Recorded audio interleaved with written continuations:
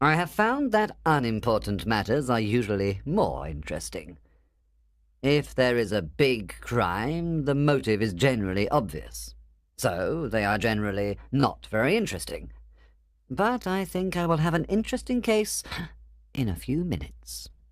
Holmes was standing at the window and looking down at the dull, grey London streets.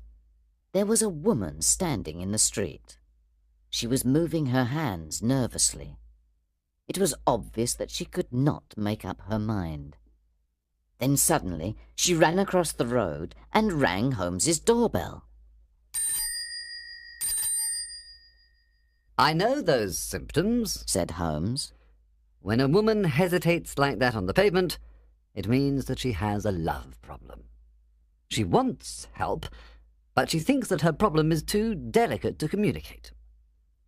But when a woman does not hesitate and rings the doorbell hard, it means she was seriously wronged.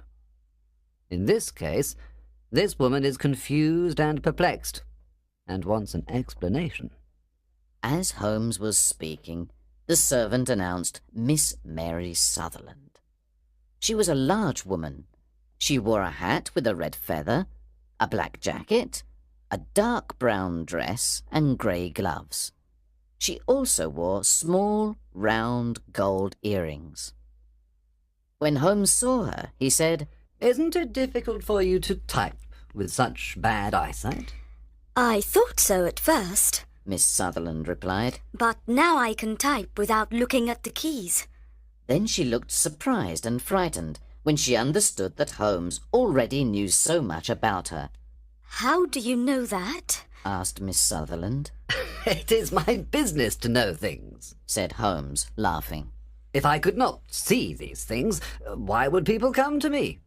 In any case, I can see the marks of the glasses on your nose." I have come here She said. because I want to know where Mr. Hosmer Angel has gone. "Why did you come here in such a hurry?" Asked Holmes. Once again, Miss Sutherland looked very surprised. Holmes then explained that her boots were not the same, and that they were not completely buttoned. Yes, I did hurry out of the house because I was angry at Mr. Windybank, that is, my father. He did not want to ask the police about Mr. Angel. He said that nothing bad had happened. This made me angry, so I came here to see you. "Your father?" said Holmes. "He must be your stepfather, because his surname is different from yours." Yes, my stepfather. I call him father, even though that seems strange to me. You see, he is only 5 years older than me. "And is your mother alive?" Asked Holmes. Oh yes, mother is alive and well. Answered Miss Sutherland. But I was not happy when she married Mr. Windybank so soon after father died. Also, Mr. Windybank is 15 years younger than mother. Father was a plumber and had a good business, and when he died, mother continued the business. But when she married Mr. Windybank, he made her sell it. "Do you live on the money from the business?" Asked Holmes. Oh, no. Replied Miss Sutherland. I inherited some money from my uncle. I cannot touch it, but with the interest I receive £100 a year. "That should be enough for you to live quite comfortably," said Holmes. I give that money to mother, and I live on the money I make typing. She replied.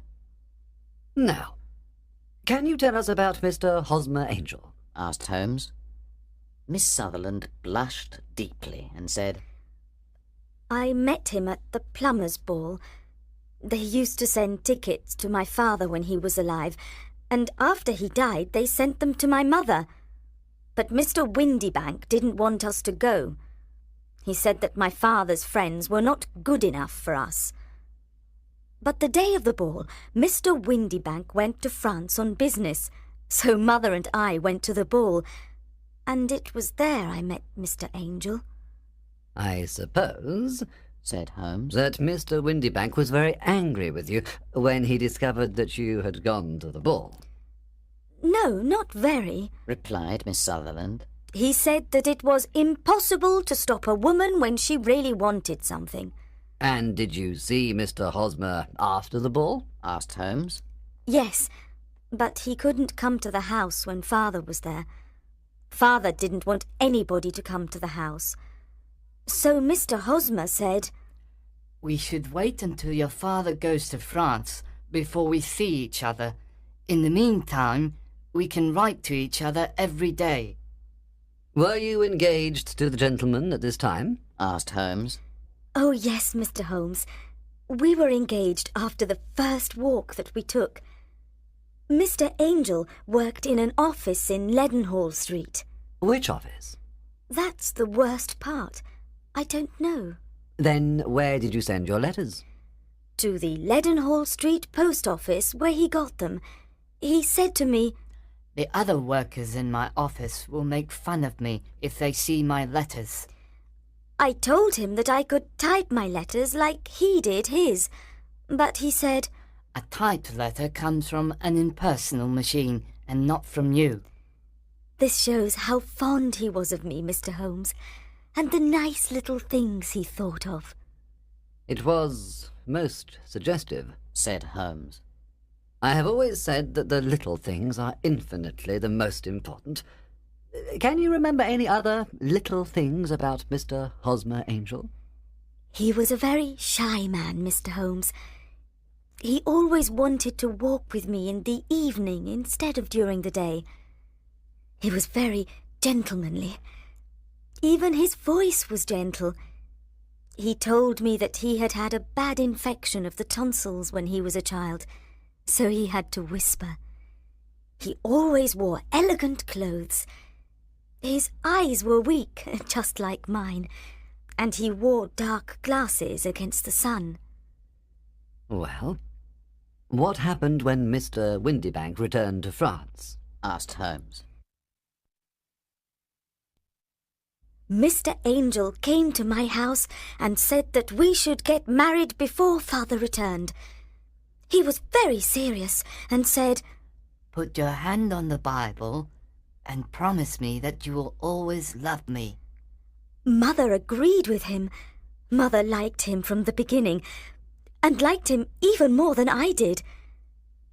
When they started talking about our getting married within the week, I asked them if I should ask Father first. They said no. I, however, did not want to do anything in secret, so I wrote to Father at his office in France. But the letter came back to me on the very day of the wedding." It missed him, then? "Yes, sir. He had started back to England just before the letter arrived in France." Ha! That was unfortunate. Your wedding was planned, then, for the Friday of that week. Was it to be in church? "Yes, sir, but very quietly. On the day of the wedding, Hosmer came in a hansom to take Mother and me to the church. But since there were two of us, Mother and I went in the hansom, and Hosmer took a cab. We got to the church first, and when the cab arrived, we waited for him to come out. But he never did. The cabman said that he could not understand what had happened to him." I think that you have been very badly treated, Said Holmes. "Oh, no, sir. Hosmer was too good and kind to leave so. Why, all morning before the wedding he said to me, "If anything happens to me, you must always love me. You must wait for me. I will return to you." I thought this very strange to say on the day of our wedding, but his disappearance explains everything." It certainly does. Said Holmes. In your opinion, did he know that he was in danger? "Yes, I think so." But do you know what the danger was? "No, I don't." One more question. How did your mother react? "She was angry and told me that I should never speak about him again." And your father? Did you tell him? "Yes. He said, "Something terrible has happened to Hosmer, but he will return." I agree with my father. Why would Hosmer leave me? After all, there was no money involved. Hosmer did not borrow money from me, and I never put the money which I had inherited in his name. So he did not take my money and leave. Then she pulled out a handkerchief and began to cry. I will try to solve your problem, said Holmes. but don't think about it any more. Forget about Mr. Angel. Do you think that I will ever see him again? No, I'm afraid not. Then what has happened to him? You will leave the question with me. Now, I need some of Mr. Angel's letters, a good description of him, and also your father's address. I never had Mr. Angel's address, said Miss Sutherland. but here is Mr. Windybank's address. He works for a wine importer. Here is the advertisement with a description of Hosmer that I put in the newspaper, the Chronicle. Miss Sutherland then left, but before leaving she said, I will always wait for Hosmer Angel to return. When she had left, I asked Holmes about the case. The young woman is quite interesting, but her little problem is not very difficult or unusual. Would you mind reading me the description of Hosmer Angel? I then read it to Holmes. Missing, a gentleman called Hosmer Angel. About 5'7" tall. He's strongly built with black hair, black sideboards, and moustache. He's a little bald in the centre. He wears dark glasses, and he's got a speech defect. He has got a sallow complexion. He was wearing a black coat, black waistcoat, grey trousers, and brown boots. Please contact Miss Sutherland, etc., etc. That is enough, said Holmes. Now, look at these letters, which Hosmer wrote to her. Ha! What do you see? They are typed, I said. Not only that, but the signature is typed too. The point about the signature is very suggestive. In fact, we can call it conclusive. Of what? My dear fellow, can't you see how important this fact is to the case? No, I can't, I replied. Unless Hosmer didn't sign his letters because he didn't want to be legally responsible for what he promised. No, that was not the point, said Holmes. But now I will write 2 letters which will solve this mystery. One of the letters is to Mr. Windybank's firm in the city, and the other one will be to Mr. Windybank himself, to ask him to come here to meet us tomorrow evening at 6 o'clock. A few minutes before 6 the next day, I returned to Baker Street. When I walked in, Holmes was doing chemistry experiments.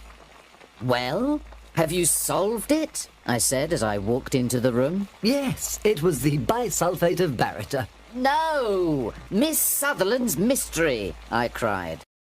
Oh, that. I thought you were asking me about the chemistry experiment. There was never any mystery in the matter. The only problem is that the scoundrel did not do anything illegal, so he can't be punished. Who was Hosmer Angel, and why did he abandon Miss Sutherland? But Holmes did not have time to answer me, because just then we heard someone knock at the door. And then someone walking towards Holmes's room. This is the girl's stepfather. He wrote to me to say that he was coming, said Holmes. The man who entered the room was a strongly built fellow without sideboards or moustache, with a sallow complexion, and he looked at us with a pair of penetrating grey eyes. He was wearing a black top hat. Good evening, Mr. James Windybank, said Holmes. I believe this is the typed letter that you wrote to me to say that you were coming here. Yes, sir. I am sorry that Miss Sutherland has troubled you about this little problem. Also, I don't like other people knowing about our family misfortune. Anyway, I don't think that you will ever find this Hosmer Angel. On the contrary, said Holmes quietly. I am almost certain that I will find him. Mr. Windibank started violently and dropped his gloves. I am happy to hear that, he said. It is a curious thing, remarked Holmes, that a typewriter is just as distinctive as a man's handwriting. For example, in this letter of yours, I can see that this part of the R has a slight defect. There are also 14 other characteristics of your typewriter.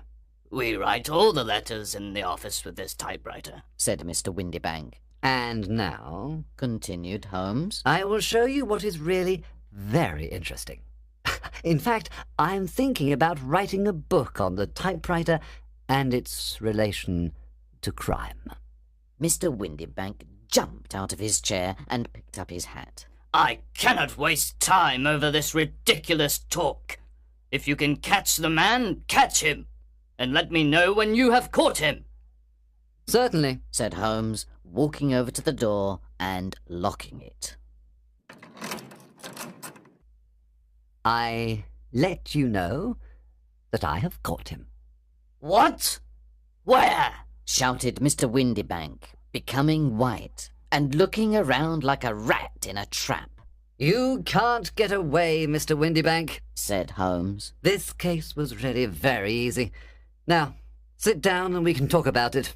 Mr. Windibank fell back into the chair. I did not do anything illegal, he stammered. I am afraid that you are right. But, Mr. Windibank, it was a cruel, selfish, and heartless trick. Now, let us look at what happened, said Holmes. Then Holmes sat down and began to talk. The man marries a woman older than himself for her money. He can also use the money of the daughter as long as the daughter lives with him and the mother. The daughter has a lot of money, so it is important not to lose it. But the daughter is friendly and affectionate, so it is clear that she will soon find a husband. At first, this man tells the daughter that she cannot go out, but this will not solve the problem forever. Then one day the daughter says that she wants to go to a ball. What does the clever stepfather do then? With the help of the wife, he disguises himself. He wears dark glasses and puts on a fake moustache. Then he changes his voice and speaks very softly. He is even more certain that his plan will work, because the girl is short-sighted. Then, at the ball, this man keeps away other lovers by becoming the girl's lover himself. It was just a joke at first, groaned Mr. Windibank.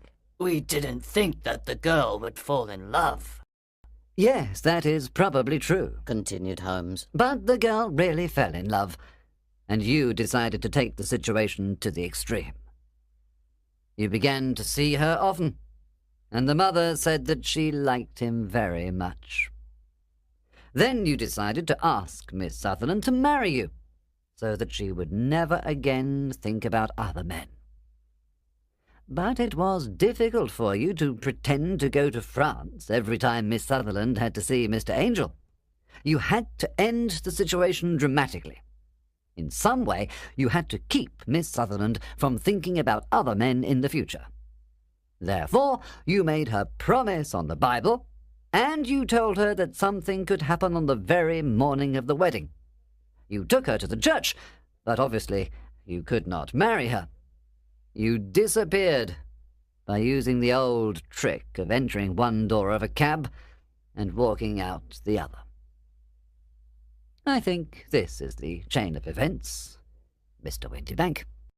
Yes, maybe that is true, replied Mr. Windibank. But I did not do anything illegal. And now you are breaking the law because you will not let me leave this room. You are right. You did not do anything illegal. said Holmes as he unlocked and opened the door. But you really deserve to be punished, and I would like to do it.